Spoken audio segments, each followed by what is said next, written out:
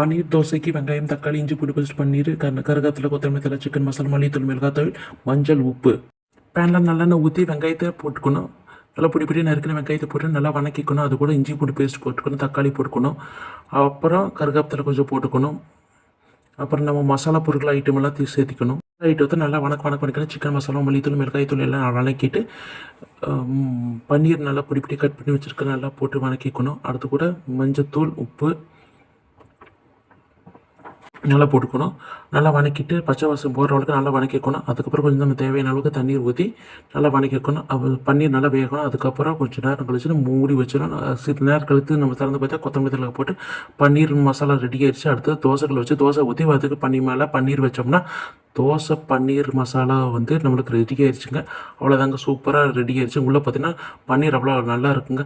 Dosa recipe ready ஆயிடுச்சுங்க. இது கூட நம்ம தேங்காய் சட்னி, சாம்பார் வச்சு